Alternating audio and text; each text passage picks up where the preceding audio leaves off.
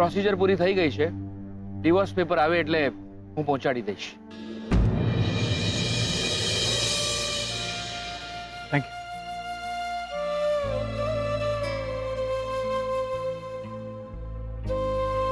અને હા, તમારી ફીસ માટે મારા મેનેજર સાથે વાત કરી લઈશ. કોઈના તૂટી રહેલા ઘરનું હું જમતો નથી. અને આમ પણ હવે છૂટાછેડાના કેસ લેવાનું બંધ કરવું છે. કારણ કે બે માણસને છૂટા કરવાના પાપમાં મારે નથી પડવું. એનીવેઝ, પેપર આવી જશે એટલે પહોંચાડી દઈશ. Excuse me.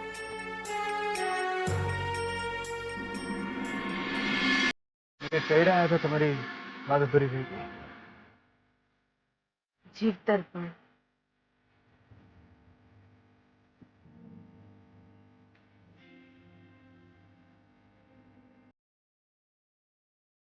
ભલે કોઈ સંબંધ ના રહી ગયો હોય,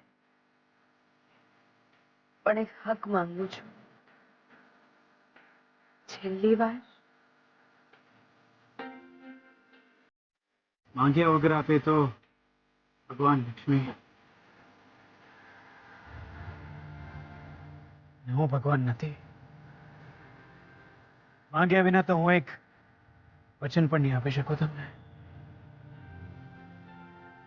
વચન નથી જોઈતું મારે. વચનો બંધન બની જતા હોય છે, એકબીજાને ભૂલવા નથી દેતા.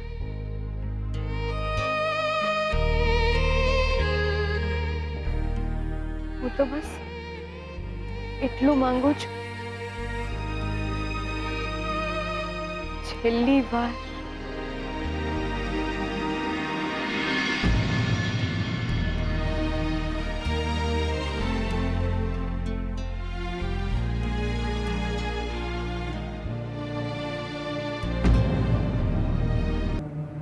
અરે શોધન, તું અહીંયા વડોદરામાં? તું તો બેંગ્લુરુ હતો ને? અહીંયા કોર્ટમાં શું કરી રહ્યો છે? શોધન, શું થયું? તું અહીંયા કોર્ટમાં શું કરી રહ્યો છે? એકચ્યુઅલી અંકલ એક અર્જન્ટ કામ હતું એટલા માટે. પણ શ્રુતિ તો તને મળવા અમદાવાદ ગઈ છે. હા, પણ હું શ્રુતિને ઇન્ફોર્મ કરી દઈશ. આઈ ઇન્ફોર્મ. એટલે શ્રુતિને ખબર જ નથી કે તું વડોદરા આવ્યો છે? ના, એકચ્યુઅલી હું શ્રુતિને ઇન્ફોર્મ કરવાનું ભૂલી ગયો હતો. હું કરી દઈશ ઇન્ફોર્મ એને. શોધન, તું કઈ ટેન્શનમાં લાગે છે? બધું બરાબર છે ને બેટા? યા, એકચ્યુઅલી થોડું બિઝનેસનું ટેન્શન. અંકલ, હું પછી વાત કરું, ઇફ યુ ડોન્ટ માઇન્ડ. મારે એક અર્જન્ટ કામ છે. હું ફોન કરીશ તમને. ઓકે? હા, ઓકે ઓકે.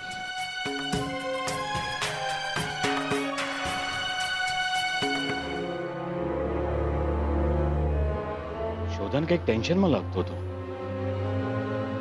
એને કોર્ટમાં એવું તે શું કામ હશે કે એને શ્રુતિને પણ નથી કહ્યું કે વડોદરા આવ્યો છે?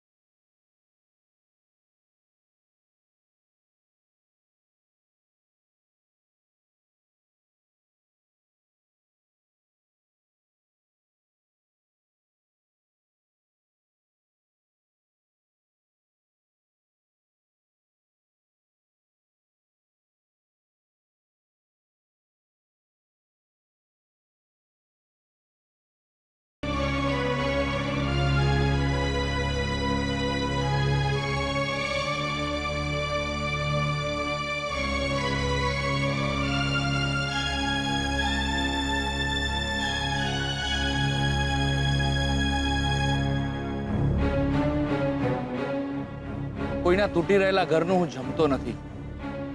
અને આમ પણ હવે છૂટાછેડાના કેસ લેવાનું બંધ કરવું છે, કારણ કે બે માણસને છૂટા કરવાના પાપમાં મારે નથી પડવું.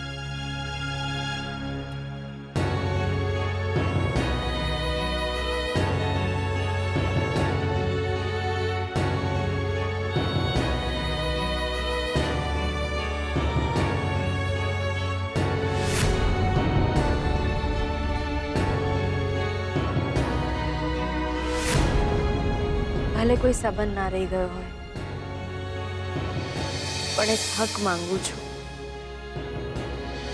છેલ્લી વાર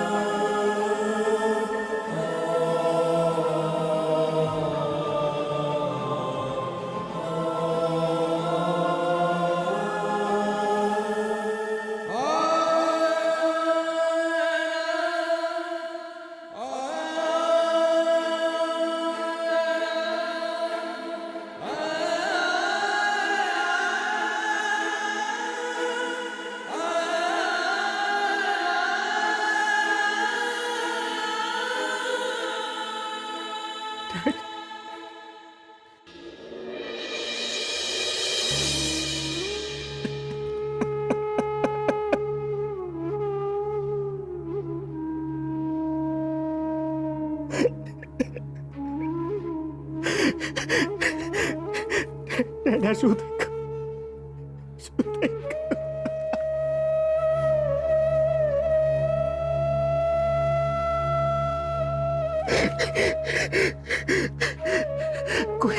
કોઈએ મને કહ્યું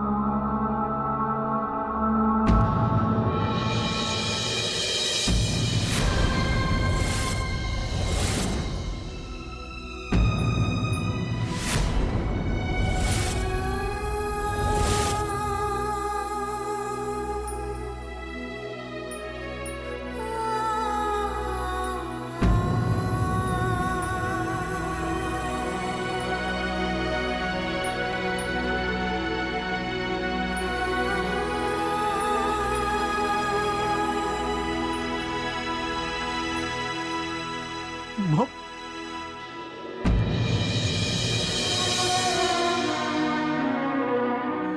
Dad?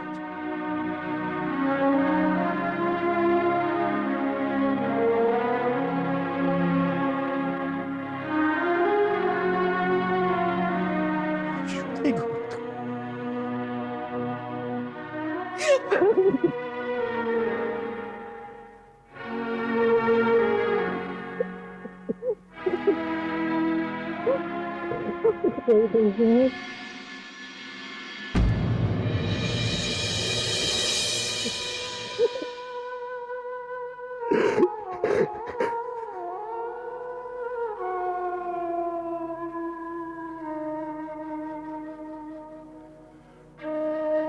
શોધન,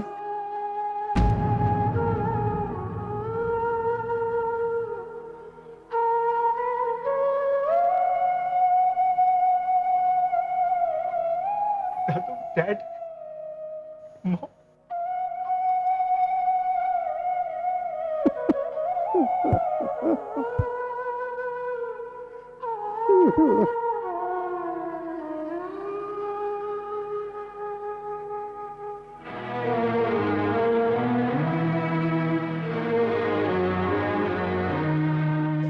શોધન બેટા,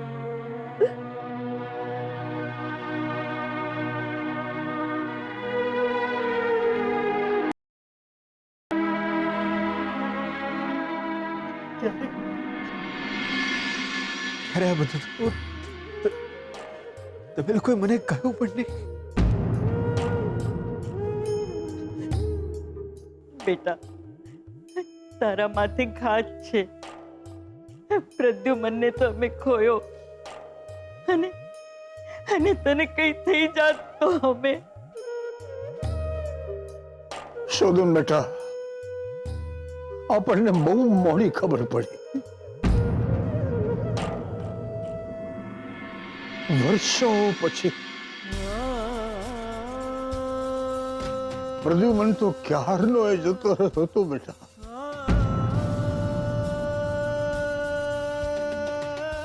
હવે તું એકમાત્ર આધાર છે. દાદુ, બસ હવે તારા લગ્ન થઈ જાય એટલે કોઈ લગ્ન નહીં થાય મોમ અત્યારે.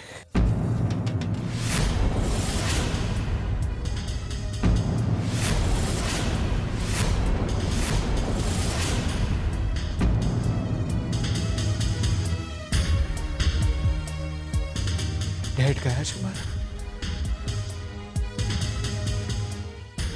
કોઈ લગ્ન નહીં થાય અત્યારે.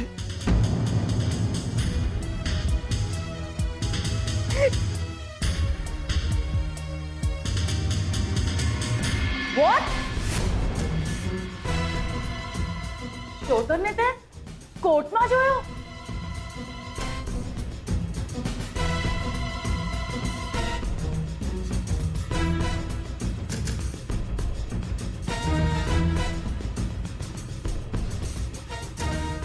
હા,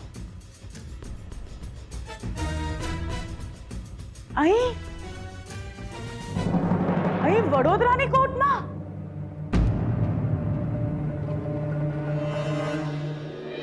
હા.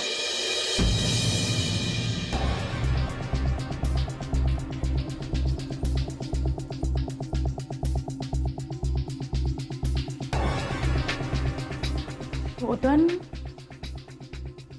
અમદાવાદ ગયો હતો, ત્યાંથી એ બેંગલુરુ ગયો,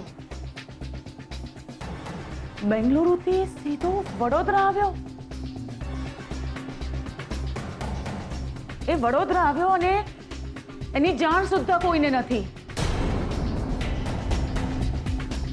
એ વડોદરાની કોર્ટમાં શું કરતો હશે? આ કુંડળી તમારી દીકરી શ્રુતિની જ છે ને? જી, પણ વાત શું છે? તમારી દીકરીના નસીબમાં બીજ વર્ષ છે.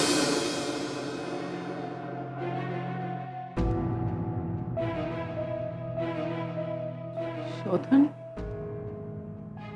વડોદરાની કોર્ટમાં લગ્ન કરવા આવ્યો છે?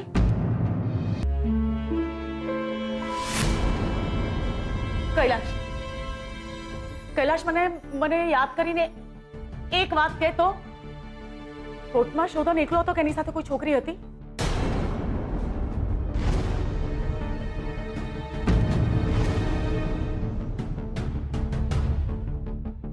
આ એકલો હતો. શોધને કપડા કેવા પહેર્યા હતા? આઈ મીન એના ગળામાં હાર હતો? ના.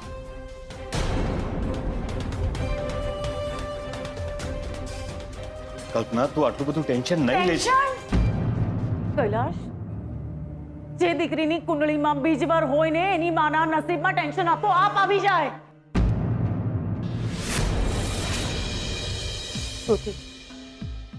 શ્રુતિને ફોન કર. કૈલાશ, સૌથી પહેલા શ્રુતિને ફોન કર. તું રહેવા દે, હું ફોન કરું છું એને. શ્રુતિ.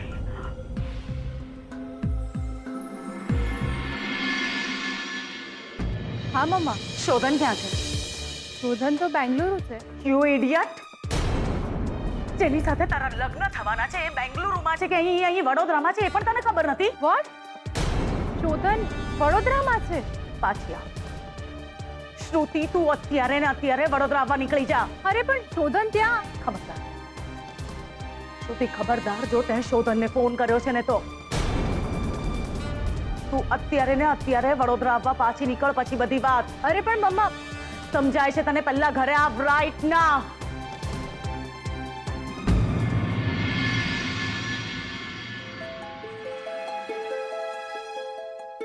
શોધન વડોદરામાં છે. એને એવું તો શું કામ આવી ગયું કે બેંગલુરુથી સીધો ઘરે પહોંચી ગયો? એ મને કહ્યું પણ નહીં.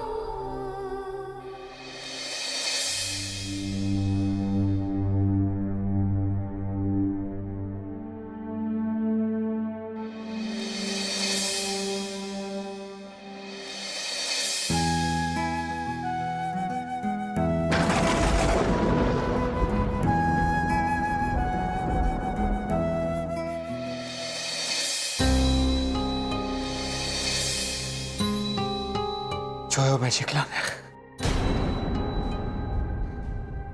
જોયો.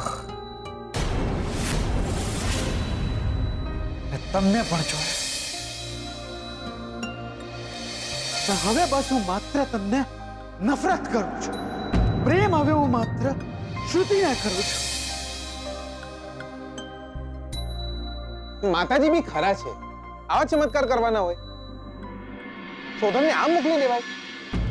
તમારા છૂટાછેડા થઈ ગયા.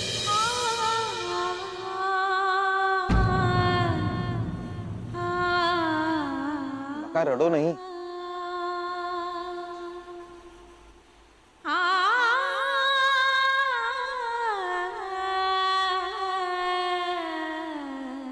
રડો નહીં બકા. શાંત થઈ જાઓ. છૂટાછેડા થવાના જ હતા, થઈ ગયા. તમે રડો નહીં પ્લીઝ.